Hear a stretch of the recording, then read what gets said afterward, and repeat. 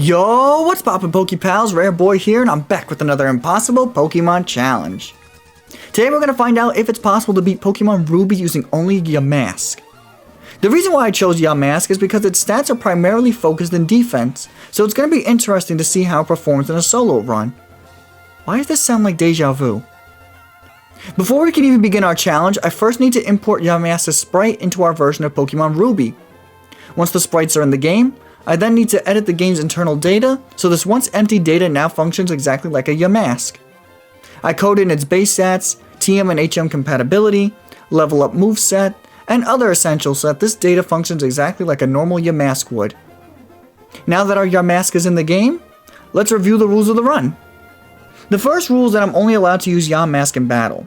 We are allowed to capture other Pokemon for HM usage, but they cannot assist Yamask by any other means. The second rule is that I'm not allowed to use items in battle. Held items such as leftovers are okay, but items such as X items or hyper potions are banned until the battle has ended. And finally, no glitches or exploits will be used to complete this game. It's just a normal playthrough of Pokemon Ruby, but with the Yamask. With the rules explained and our Yamask in game, let's jump into some gameplay. The first thing that I do is pick up Yamask from Professor Birch's bag. For this run, I replace Torchic so our rival takes Mudkip for even more of a challenge. I nickname our little mummy Face Off. I take a look at his stats and he has a quiet nature, which means more special attack but less speed, which is meh. With Face Off on the team, it's now time to conquer the Hoenn region. Now, the early game of this challenge is gonna suck because we only have ghost type attacks, meaning we can't touch a majority of the wild or trainer owned Pokemon in this game. I'll have to level up until I learn a non-ghost type move, or I'll have to use the struggle tactic. I decided to go with the struggle tactic, as waiting to learn a non-ghost type move would take a ridiculous amount of time. I'll keep gaining levels and make it to Roxanne, and we'll see how that goes. After struggling my way to Rustboro City, I took on Roxanne, and thanks to Nightshade, I was able to bypass her Pokemon's high defense stats. Also, she never really attacked us, she just kinda buffed up her defense stat, which I thought was kinda strange. Brawly's fight was an absolute joke because Machop only has fighting type attacks, which we are immune to, and Makuhita only has knockoff, which before Gen 6 was like the weakest move along with Leech Life. May's fight is going to be a bit of a roadblock for quite some time thanks to Shroomish and its status moves. I'll come back after I gain some more levels. At level 28 we still got paralyzed, but this time we didn't get leech seeded and we dealt much better damage. Marshtomp made this fight a little scary when he completely ruined our accuracy with Mud Slaps and our health got low, but we managed to hang in there and knock him out before he could knock us out. It's been a while, but Watson has once again become a problem in our impossible run. Not only do we get outsped by his Pokemon, but our Nightshades aren't dealing enough damage. Time to reach an absurd level to beat a lower ranking gym leader again. I went back into Watson's fight at level 40, and surprisingly he didn't paralyze us turn 1, which helped significantly. With our fixed 40 damage Nightshade, we made pretty quick work of Watson's team. We lucked out on our first match against Maxie because we didn't flinch from any of the bites we sustained, and we got a crit on Golbat and Camerupt for one-shots. Well, that was good. Flannery was almost a first try victory, but Torkoal survives 2 Nightshades on what looks like 1 HP, and we're immobilized for too many turns from Infatuation to finish him off. With like 1 more level, we should be able to take him out with 2 Nightshades. Okay, so apparently raising Face Off 1 level makes this match like impossible because Flannery now heals and makes smarter move choices like, bro, what? I guess I'll keep grinding.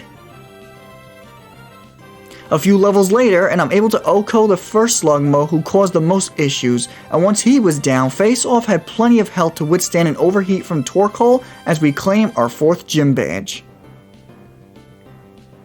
I try my luck at our father Norman, but because our only 2 attacks that can hit normal types are such low base power, his slacking eats up our attacks and puts us to sleep.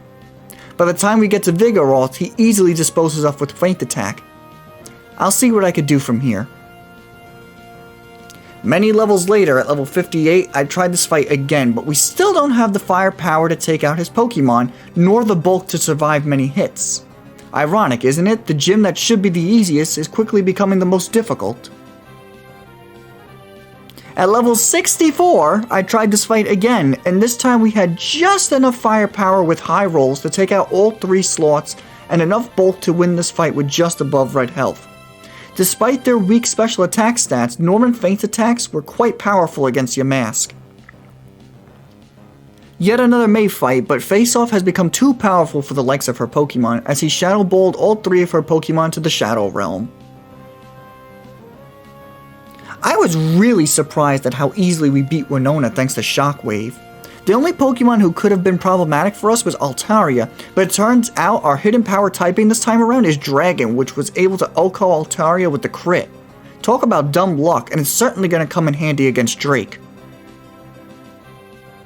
I was expecting Tate and Liza to be an easy match for us with our Shadow Ball, but it's just shy of OHKOing Lunatone, who I assess as the bigger threat, as we get out-muscled by Solrock while trying to KO Lunatone. I'll need a little more firepower to beat this gym. On my second attempt, I went back in at level 70 and my Shadow Ball got a crit on Solrock to OHKO him. I'm not sure if that mattered or not.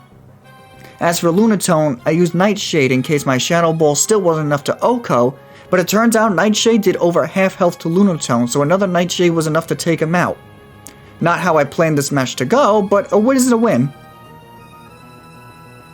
It's time for the final Maxi fight, and we get absolutely destroyed by terrible RNG. Mighty Anna doesn't actually have a Dark-type move to hit us with, so the only thing he can do is swagger us, as we continue to hit ourselves in confusion. Once he was down, Crobat kept using Bite on us, and I kid you not, we flinched every single time he bit us until we went down. What kind of bull was that? I went back into this fight and it was just a repeat of the last time as Swagger and Bite messed us up, but thanks to a Citrus Berry and 2 crits, we managed to win this fight within red health. It's finally Wallace time, and this fight starts off great as we take down Love Disc almost untouched as Wishcash comes in. We exchange stat boost until we max out our desired stats with Amnesia and Calm Mind as we take down Wishcash after a few Shadow Balls, but we're left pretty low from his Earthquakes. Celio comes in and gets outsped and one-shot by Shockwave. Seeking comes in and sets up a Rain Dance, but also goes down with Shockwave. Last is Milotic, and I think this is the end for us, but thanks to our +6 in special defense, we survive a rain-boosted Water Pulse with just 5 HP and OHKO Milotic. Holy crap, what a close fight. Y'all, I can't believe it. We finally lost to Wally. After months of ridiculing this kid, he finally had enough of my BS and showed me who's boss. With this defeat, I finally come to the realization that our attack coverage is just plain sucks. After that complete humiliation, I made the plunge and reached level 100, which is something I haven't done this early in a run for quite some time. I also replaced Shockwave with Nightshade because after looking at every potential move we can have up until this point, Nightshade is sadly our strongest one because I don't see much use for Psychic this late in the game. Nightshade is also the only move we can learn to combat Steel types, which is going to come in handy against Steven should we make it that far. At level 100, Wally was once again a complete joke as we OHKO all of his Pokemon and can finally make it to the Elite Four. Take that, kid. That's what you get for beating me. Ugh, Sydney's gonna be quite a hurdle because of our type disadvantage as well as my Yana sand attacks. We got pretty close though, so I know it's possible. So it turns out Sydney was easier than I was anticipating because we only needed 1 Calm Mind boost to sweep with Hidden Power. For those who don't know, Hidden Power had a base power between 30 and 70 before Generation 6, so we must have had a base power of 70 because of how strong it is. Phoebe's match wasn't bad as we OHKO'd a majority of her Pokemon with Shadow Ball. The only Pokemon who gave me trouble and almost KO'd us was Sableye, who we couldn't OHKO and attracted us, so we managed to get quite low before we knocked him out. Glacia was thankfully a first try victory. Her Glalie did a number on us with Crunch, but thanks to our Calm Minds and Citrus Berry, we were able to maintain enough health to withstand Wall Rain. Drake was certainly not an issue thanks to Calm Mind and our powerful Dragon type Hidden Power. We completely swept his team, and now all that's left is the champion, Steven Stone. So, here's the footage of my first attempt against Steven, and while we made it pretty far in this fight, it's clear to me this match is going to come down to nothing more than some good old-fashioned RNG, if it's even possible. I got some amazing RNG luck on this run, and even had a Citrus Berry attached for some extra bulk, but because of a crit from Aggron's Earthquake, we took too much damage to withstand Metagross's Meteor Mash. This isn't looking promising. I tried this fight over and over again, and I never got a chance to attack Metagross a second time. Even if I could land a crit on him a second time, he would most certainly survive thanks to his Citrus Berry, which means, unfortunately, ladies and gentlemen, the run ends here. I can't believe we actually lost this challenge on the very last Pokemon in the run.